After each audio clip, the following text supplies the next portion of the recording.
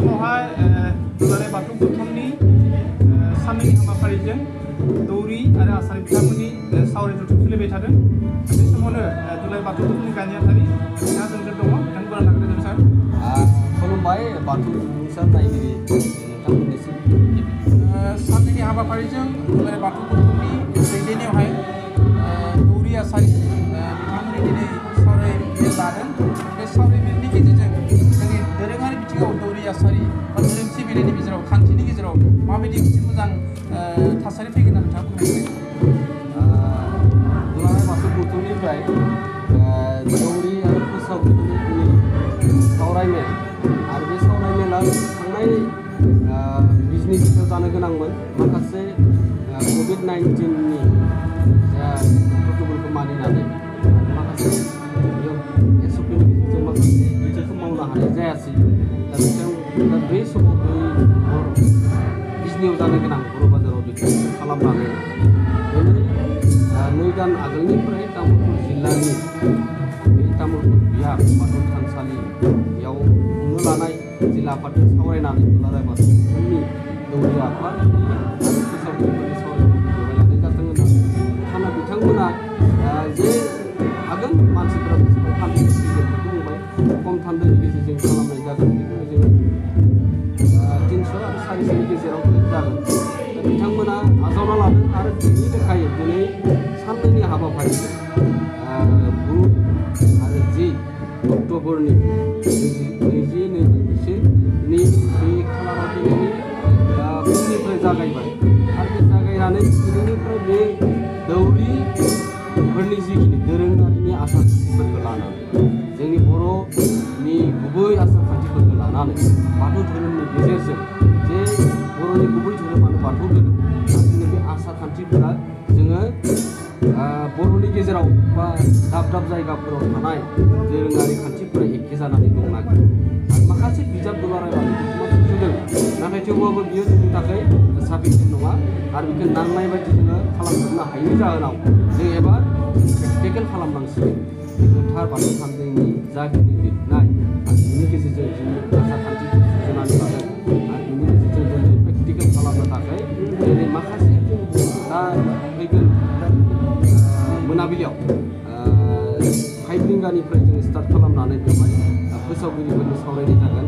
गाबोननिफ्राय जोंनि आसार खान्थि दोरोङारि आसार खान्थिनि सायाव प्रेक्टिकेल खालामनाय जागोन। जोङो बान्द्रा आसारनि बान्द्रा आसारनि सायाव बे प्रेक्टिकेल जागोन।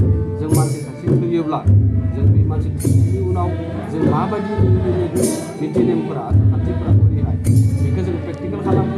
जों बेखौ ओंखाम दौनायनिफ्राय लानानै जोङो बेयाव सावनायाव लागै लांनानै जों सारादु खुंनायाव लागै बेखौ जों प्रेक्टिकेल खालामगोन आरो बेखौ जोङो गाबोन रायजो राजाफोरनि गेजेरजों प्रेक्टिकेल खालामनानै बेखौ दैथायनाय जागोन। आरो बिदिनो बर' रायजो राजाफोरनि थाखाय बाथौ सिबियारिनि थाखाय बर'नि आसार खान्थिफोरा बे मोजां मोनसे महर होननानै दुलाराय बाथौ गौथुमा सिन्था खालामनानै बेखौ लानाय जादों। जिहेतुके गोथार थान्दै धोरोम बिजाब बे गोथार थान्दै धोरोम बिजाबा जोंनि सिबियारिफोरनि गेजेराव बा फोसावगिरिफोरनि गेजेराव थोजासे नङा होननानै मोनथिना मोननाय जादों।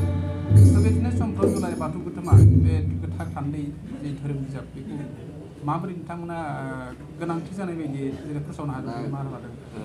दुलाराय बाथौ गौथुमनिफ्राय गोथार थान्दै बाथौ बे बिजाबा जे बिजाबखौ गोबां सेमिनार जानायनि गेजेरजों सालिफुयै गोबां जिल्ला आफादनि गेजेराव बेखौ लांनाय जादों। बे बिजाबखौ मोनसे थख' खालामनो थाखाय दा माखासे बेयो थानो हागौ, बेयो सोदांनाय बे हाबाफारिया जाबाय थागोन आरो माखासे जोङो सोबावनो दंखायो।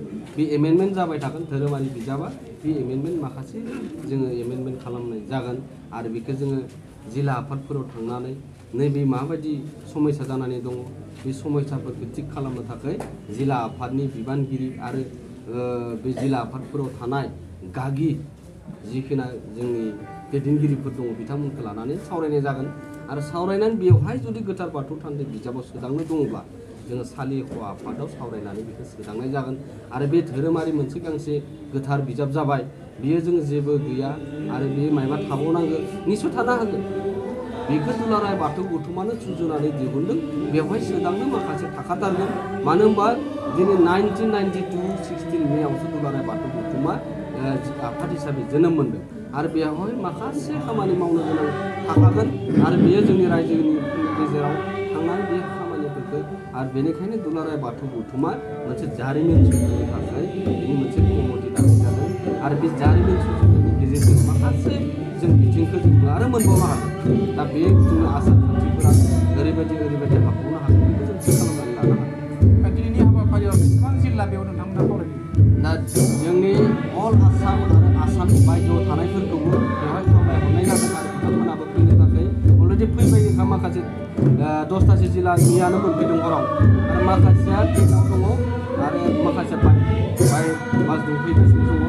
बेबायदि 26टा जोंनि आसामनि अल आसामाव 26टा जिल्ला आरो आसामनि बाहेराव 9 जिल्ला बे 9 जिल्लाफोराबो फैनायनि बाथ्रा होदों आरो जों दिनै मोनसे जिल्लायाव दौरि 7 जन फोसावगिरि 3 बेबायदि 10 आरो माखासे जिल्लाफोरा बुंहरदों जों नङा 50 जन थांनो हागोन ना हाया थानो हागोन ना निस्सय हागोन बेनि बेबस्था खालामनाय जादों। मरिगावआ 50 फैबाय थादों दा बेबायदि सनितपुराबो माखासे फैबाय थादों बेबायदि कामरुपआवबो तामुलपुरावथ' दिनै जागानि मोनथिबाय बिथांमोना माखासे बाहागो लागोन नलबारिफोरा खाथिनि जाखाबाय बिथांमोना माखासे हाबा बेवहाय बाहागो लागोन। बेबायदिनो जोङो फ्राय 500नि बांसिन बेवहाय गाबोन दौरिनि दिनैनि दौरि बाहागो लागोनखौ जोङो